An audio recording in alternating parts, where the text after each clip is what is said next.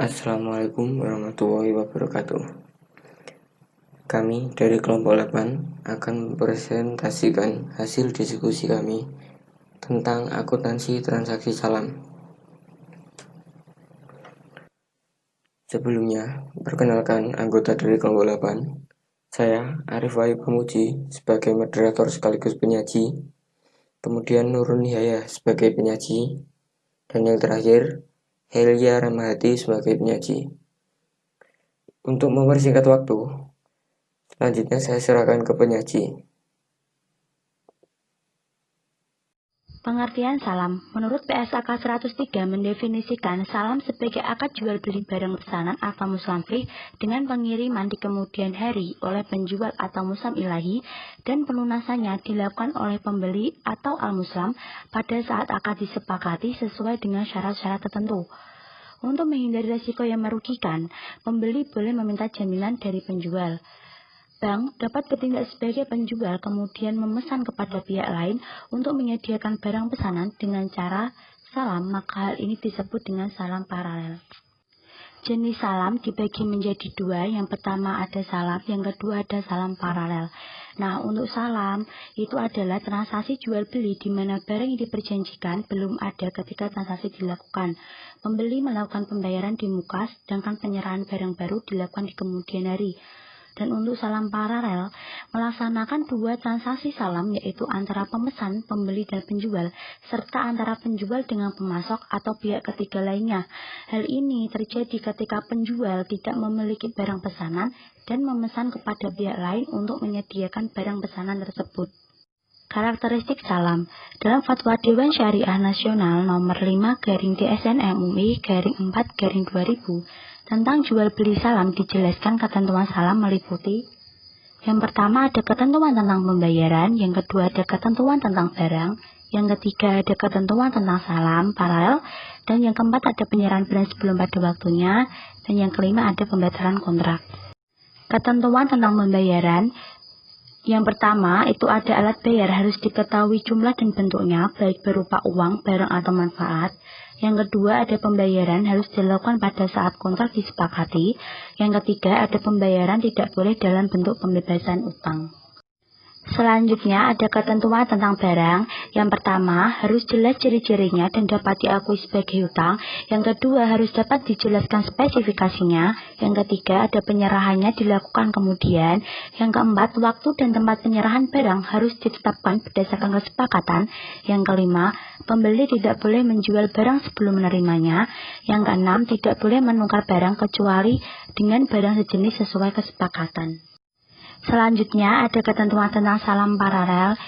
Ini diperbolehkan untuk melakukan salam paralel itu dengan syarat akad kedua terpisah dari dan tidak berkaitan dengan akad pertama. Selanjutnya, itu ada penyerahan barang sebelum pada waktunya. Yang pertama, penjual harus menyerahkan barang tepat pada waktunya dengan kualitas dan jumlah yang telah disepakati. Yang kedua, jika penjual menyerahkan barang dengan kualitas yang lebih rendah dan pembeli rela menerimanya, maka ia tidak boleh menuntut pengurangan harga. Yang ketiga, penjual dapat menyerahkan barang lebih cepat dari waktu yang disepakati dengan syarat kualitas dan jumlah barang sesuai dengan kesepakatan, dan ia tidak boleh menuntut tambahan harga.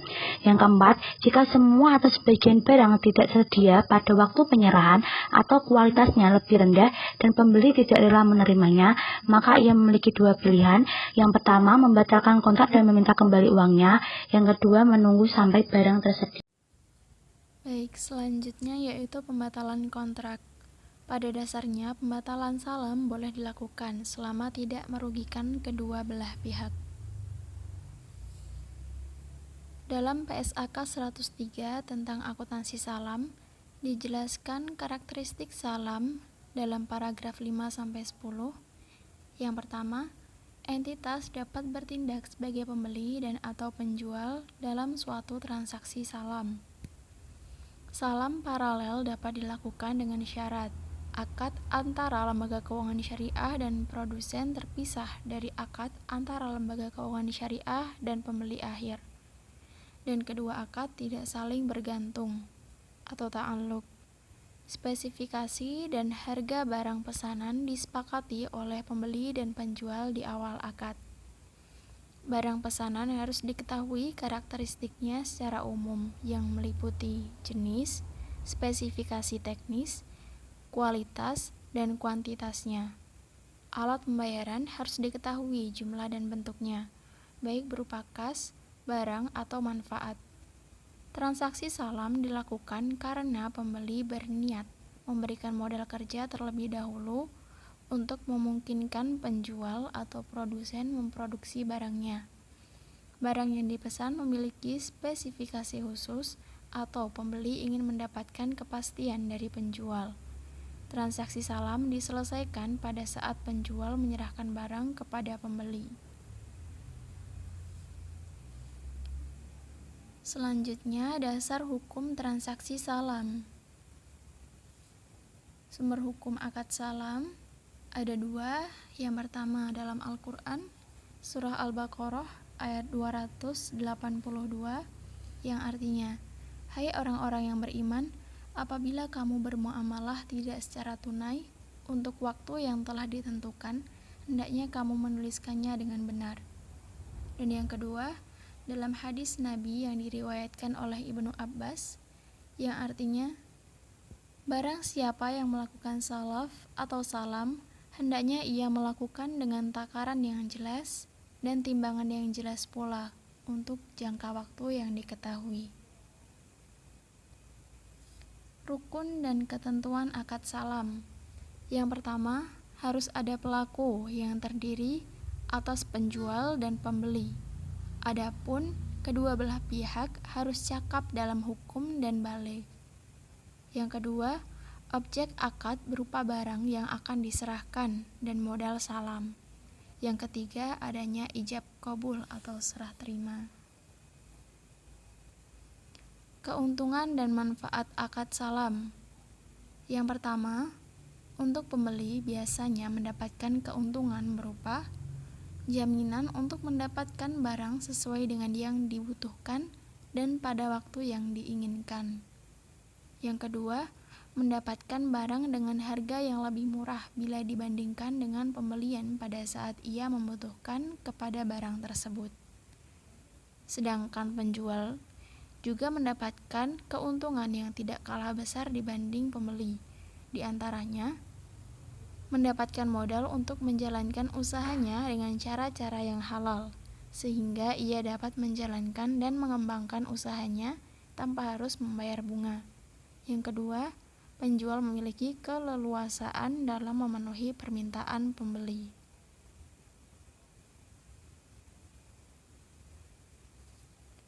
Berakhirnya akad salam dikarenakan yang pertama, barang yang dipesan tidak ada pada waktu yang ditentukan. Yang kedua, barang yang dikirim cacat atau tidak sesuai dengan yang disepakati dalam akad. Yang ketiga, barang yang dikirim kualitasnya lebih rendah dan pembeli memilih untuk menolak atau membatalkan akad. Yang keempat, barang yang dikirim kualitasnya tidak sesuai akad tetapi pembeli menerimanya. Yang terakhir, barang diterima. Selanjutnya, perlakuan akuntansi PSAK 103. Yakni berkaitan dengan akad salam. Yang pertama, akuntansi untuk pembeli. Hal-hal yang perlu dicatat oleh pembeli dalam transaksi secara akuntansi. Yang pertama, pengakuan piutang salam. Piutang salam diakui saat modal usaha dibayarkan atau dialihkan kepada penjual. Modal usaha salam disajikan sebagai piutang salam. Yang kedua, pengukuran modal usaha salam. Modal salam dapat bentuk kas diukur sebesar jumlah yang dibayarkan. Jurnalnya, debit piutang salam, kredit kas. Modal usaha salam dalam bentuk aset non-kas diukur sebesar nilai wajar.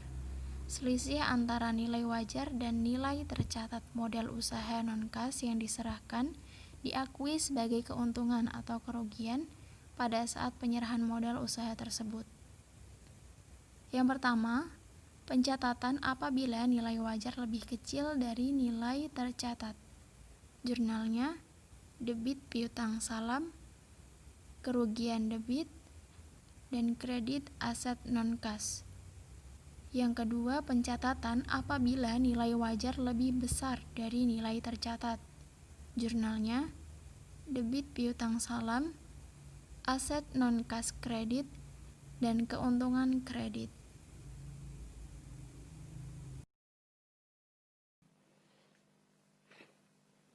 Tiga, penerimaan barang pesanan. A. Jika barang pesanan sesuai dengan akad, maka dinilai sesuai nilai yang disepakati. Jurnalnya, aset salam pada debit, piutang salam pada sisi kredit. B. Jika barang pesanan berbeda kualitasnya. 1. Nilai wajar dari barang pesanan yang diterima nilainya sama atau lebih tinggi dari nilai barang pesanan yang tercantum dalam akad. Maka, barang pesanan yang diterima diukur sesuai dengan nilai akad. Jurnalnya, aset salam pada debit, piutang salam pada kredit. 2. Jika nilai wajar dari barang pesanan yang diterima lebih rendah dari nilai barang pesanan yang tercantum dalam akad, maka barang pesanan yang diterima diukur sesuai dengan nilai wajar pada saat diterima dan selisihnya diakui sebagai kerugian. Jurnal. Persediaan aset salam diukur pada nilai wajar pada sisi debit, kerugian salam pada sisi debit, piutang salam pada sisi kredit.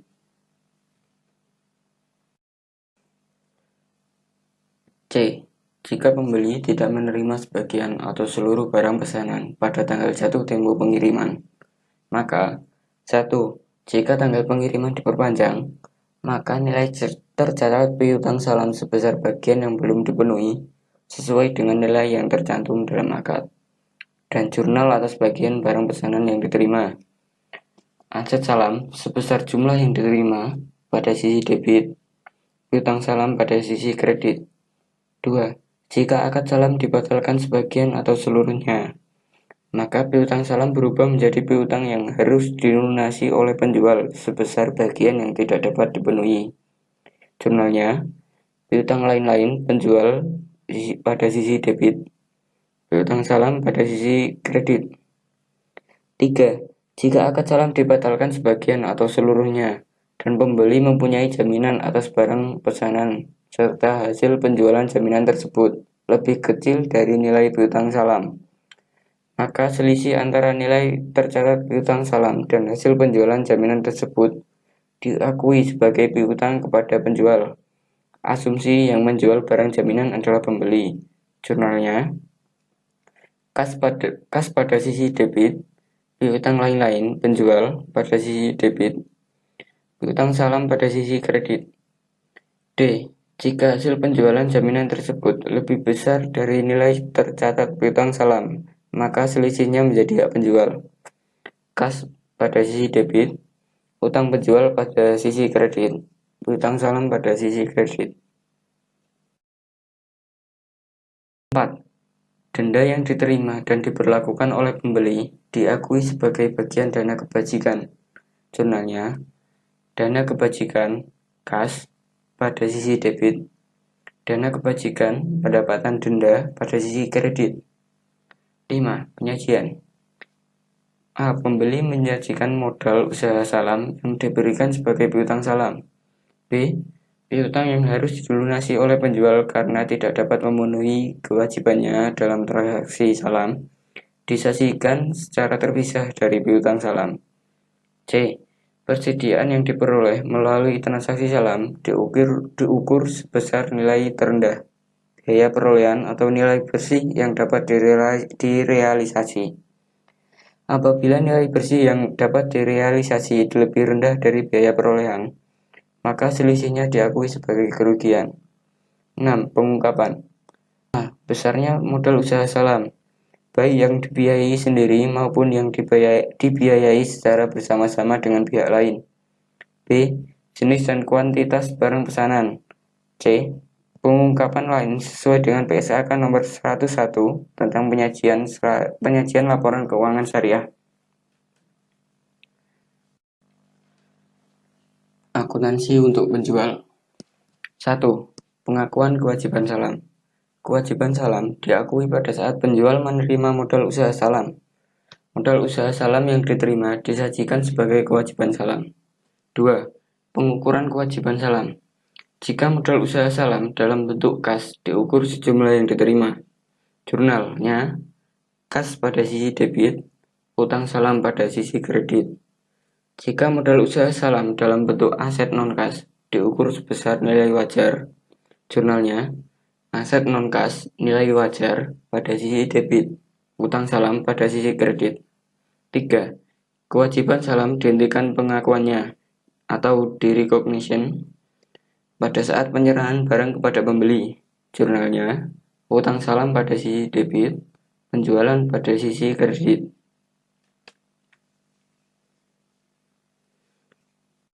Jika penjual melakukan transaksi salam paralel, selisih antara jumlah yang dibayar oleh pembeli akhir dan biaya perolehan barang pesanan diakui sebagai keuntungan atau kerugian pada saat penyerahan barang pesanan oleh penjual ke pembeli akhir.